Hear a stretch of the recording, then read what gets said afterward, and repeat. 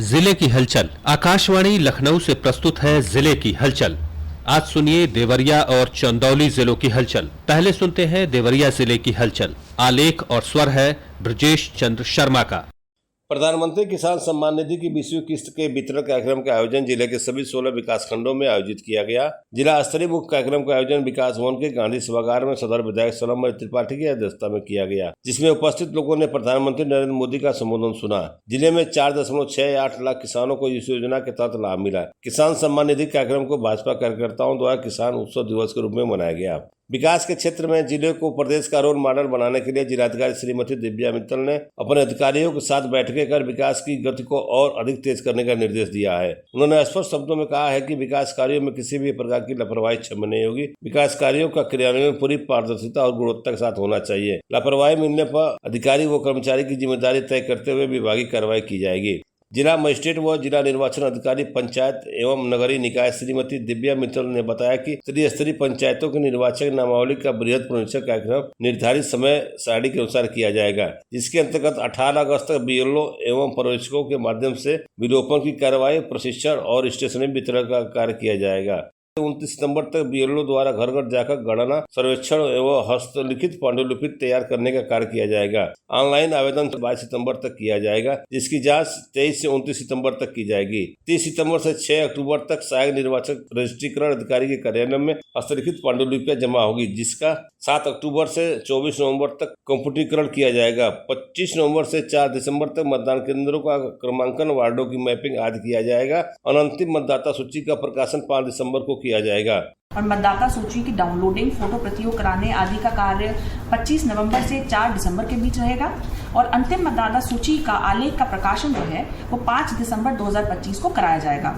तो आप सभी से मेरा निवेदन है कि आप इस जो त्रिस्तरीय पंचायतों में जो ये संशोधन हो रहे हैं उसमें आप यदि अपना वोटर बनना चाहते हैं तो अपना आवेदन अवश्य करें। प्रदेश व केंद्र सरकार द्वारा किसानों के हितों में चलाई जा रही योजनाओं की जानकारी देने और उसका लाभ किसानों को देने के उद्देश्य से जिलाधिकारी ने किसान दिवस का आयोजन कर पूरी योजनाओं की जानकारी किसानों को दिया तथा उनकी समस्याओं को सुनने के बाद उसका तत्काल निस्तारण करने के लिए संबंधित अधिकारी को निर्देशित किया। विगत दिनों वर्षा की कमी से प्रभावित फसलों को लेकर जिलाधिकारी ने कलेक्ट्रेट परिसर में एक बैठक किया तथा किसानों को त्वरित राहत पहुंचाने के लिए विभागीय समन्वय के साथ साथ एक प्रभावी योजना भी बनाने के लिए निर्देशित किया। मुख्यमंत्री डैशबोर्ड पर दर्ज विकास योजनाओं की समीक्षा करते हुए जिलाधिकारी ने निर्देशित किया कि मुख्यमंत्री डैशबोर्ड पर अंकित योजनाओं व परियोजनाओं की प्रगति नियमित रूप से अपडेट करे तथा यह भी सुनिश्चित करे कि कार्य समय सीमा के भीतर पूर्ण हो। मुख्यमंत्री डैशबोर्ड शासन की सर्वोच्च प्राथमिकता है और इसमें किसी भी प्रकार की लापरवाही बर्दाश्त नहीं होगी। प्रभागीय निदेशक सामाजिक वानिकी प्रभाग कासरला राजू ने बताया कि प्रदेश सरकार द्वारा किसानों को आर्थिक लाभ पहुंचाने और पर्यावरण संरक्षण को बढ़ावा देने के उद्देश्य से कार्बन फाइनेंस प्रोजेक्ट को लागू किया गया है। यह योजना न केवल पर्यावरण को सुरक्षित रखने में सहायक है बल्कि किसानों के लिए आय का एक अतिरिक्त साधन भी बनेगी। राष्ट्रीय पशु रोग नियंत्रण कार्यक्रम के अंतर्गत MFD फेज 6 टीकाकरण कार्यक्रम का शुभारंभ जिलाधिकारी द्वारा हरी झंडी दिखाकर किया गया। जिले में यह अभियान 5 सितंबर तक चलेगा। उत्तर प्रदेश राज्य महिला आयोग की सदस्य ऋतु शाही व जिलाधिकारी दिव्या मित्तल द्वारा देसाई देवरिया विकासखंड के पकड़े वीरभद्र कॉलेज में मच्छर जनित रोगों से बचाव के लिए दिव्यांगजनों में मच्छरदानियों का वितरण किया गया। इस दौरान श्रीमती शाही ने कहा कि सकारात्मक सोच और आत्मबल के सहारे जीवन को खुशहाल बनाया जा सकता है। मानसिक मजबूती किसी भी परिस्थिति को बदलने के लिए शक्ति प्रदान करती है। दिव्यांगजनों की खुशहाली व उनकी मजबूती के लिए केंद्र व प्रदेश सरकार विभिन्न प्रकार की योजनाएं चला रही है, जिसका लाभ दिव्यांगजनों को मिलता दिख रहा है। कारगिल विजय दिवस पर जिला सैनिक कल्याण व पुनर्वास कार्यालय समेत जिले में विभिन्न जगहों पर कार्यक्रम आयोजित कर शहीद सैनिकों को श्रद्धांजलि अर्पित किया गया। जिले में समीक्षा अधिकारी व सहायक समीक्षा अधिकारी की परीक्षा जिले के 33 परीक्षा केंद्रों पर हुई। परीक्षा की शुचिता बरकरार रखने के लिए जिलाधिकारी द्वारा फ्लाइंग स्क्वाड का गठन किया गया था। पुलिस अधीक्षक विक्रांतवीर के साथ जिलाधिकारी ने कई परीक्षा केंद्रों का निरीक्षण किया। जिला निर्वाचन अधिकारी व जिलाधिकारी दिव्या मित्तल ने ईवीएम वेयर हाउस का निरीक्षण विभिन्न राजनीतिक दलों के प्रतिनिधियों के साथ किया। निरीक्षण के दौरान उन्होंने वेयर हाउस के बाहर की सुरक्षा व्यवस्था, अग्निशमन यंत्रों की स्थिति, CCTV कैमरों की निगरानी व्यवस्था आदि का अवलोकन किया।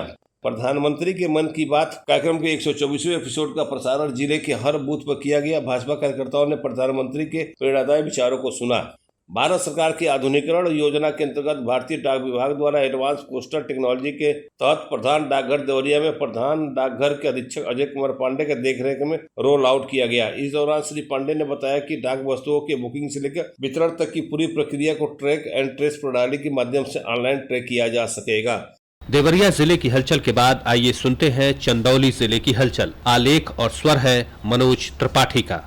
गत दिनों चंदौली दौरे पर आए मुख्यमंत्री योगी आदित्यनाथ ने कलेक्ट्रेट सभागार में जिले के जनप्रतिनिधियों और जिला स्तरीय अधिकारियों के साथ बैठक में जनपद में चल रहे विकास कार्यक्रमों की प्रगति के बारे में जानकारी ली। जनपद स्तरीय अधिकारियों के साथ विकास कार्यों की समीक्षा बैठक में सिंचाई और बिजली आपूर्ति में सुधार को लेकर अधिकारियों को स्पष्ट निर्देश देते हुए विकास परियोजनाओं को समयबद्ध और गुणवत्ता तरीके से पूरा करने का आदेश दिया। जनपद में आगमन के दौरान मुख्यमंत्री ने गंगा के तटवर्ती बाढ़ग्रस्त क्षेत्रों का हवाई सर्वेक्षण भी किया।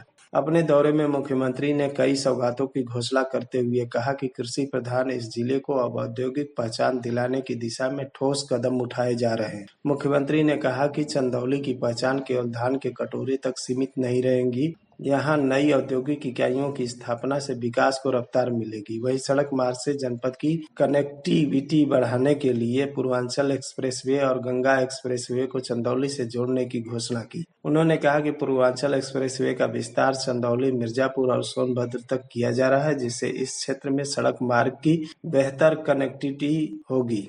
एलिवेटेड ब्रिजेज के निर्माण को लेकर के इन सब के भी प्रस्ताव हम लोगों ने शासन में मांगे हैं। नौगढ़ क्षेत्र में व्यापक लैंड बैंक के माध्यम से निवेश के प्रस्तावों को हम आमंत्रित कर सके, इस अभियान को गति देने के लिए प्रशासन से कहा है और मेरा मानना है कि हजारों करोड़ का निवेश जनपद चंदौली में इसके माध्यम से आ सकता है। इसके माध्यम से हजारों नौजवानों को नौकरी की नई संभावनाएं यहाँ बन सकती हैं और तमाम देश की बड़ी बड़ी कंपनियों ने उसमें रुचि दिखाई है। मुझे लगता है कि विकास की धुरी बनेगी और चंदौली एक कृषि प्रधान के साथ साथ औद्योगिक प्रधान जनपद के रूप में विकसित हो। इसके अलावा मुख्यमंत्री ने शिक्षा के क्षेत्र में भी विशेष रुचि दिखाते हुए कहा कि हम चाहते हैं कि विज्ञान वर्ग के छात्रों को अपने जिले में ही उच्च शिक्षा की सुविधा मिले ताकि उन्हें बाहर न जाना पड़े। इसके लिए भी उन्होंने प्रस्ताव तैयार कराने के निर्देश दिए। मुख्यमंत्री ने जिला न्यायालय की बहुप्रतीक्षित मांग पर 200 करोड़ रुपए की लागत से इंटीग्रेटेड कोर्ट कॉम्प्लेक्स बनाए जाने की घोषणा की। विगत दिनों चंदौली दौरे पर आए सूबे के कैबिनेट मंत्री मत्स्य विभाग डॉक्टर संजय कुमार निषाद ने प्रमुख सचिव मत्स्य विभाग संग नवीन मंडी परिसर स्थित निर्माणाधीन मत्स्य मंडी का निरीक्षण किया। निरीक्षण के दौरान उन्होंने संबंधित अधिकारियों और कार्यदायी संस्था को स्पष्ट निर्देश दिए कि मंडी को आधुनिक तकनीक और सुविधाओं से सुसज्जित किया जाए, जिससे मत्स्य व्यवसाय को गति मिले और मत्स्य पालकों को उसका अधिक से अधिक लाभ मिल सके। उन्होंने मंडी परिसर को मत्स्य व्यवसाय के लिए एक मॉडल हब के रूप में विकसित करने को भी कहा। निरीक्षण के दौरान कैबिनेट मंत्री ने उपस्थित मत्स्य पालकों से सीधे संवाद भी किया और उनकी समस्याएं सुनी। इसके साथ ही उन्हें सरकार की योजनाओं के बारे में भी जानकारी दी। उन्होंने कहा कि केंद्र सरकार मत्स्य पालकों की आय में वृद्धि और सतत विकास के लिए पूरी तरह से प्रतिबद्ध है।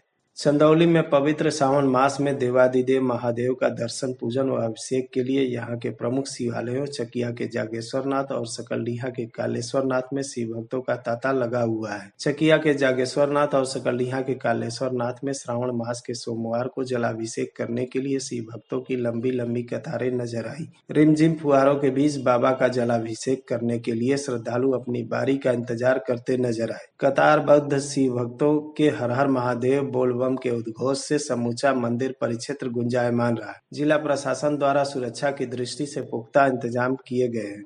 इन दिनों पहाड़ों पर हो रही लगातार बारिश का असर चंदौली के गंगा के तटवर्ती इलाकों में भी देखने को मिल रहा है, जिसके कारण गंगा की सहायक नदियों के जलस्तर में वृद्धि होने से यहां गंगा का जलस्तर खतरे के निशान को पार कर गया है। यहां गंगा के किनारे बसे लगभग 4 दर्जन से अधिक गांव बाढ़ से प्रभावित हैं। बाढ़ पीड़ितों को कोई परेशानी न हो, इसको देखते हुए जिला प्रशासन द्वारा मुगलसराय तहसील में 5, सकलडीहा तहसील में 12, कुल 17 बाढ़ राहत चौकियां स्थापित की गई है। इसके साथ ही बाढ़ के बाद संक्रामक रोगों की बढ़ोतरी को देखते हुए भी स्वास्थ्य विभाग को निर्देशित किया गया है। जनहानि न हो, इसके लिए ग्राम निगरानी समितियों को सक्रिय कर दिया गया है। यह था आकाशवाणी लखनऊ के क्षेत्रीय समाचार एकांश द्वारा प्रस्तुत जिले की हलचल का आज का अंक।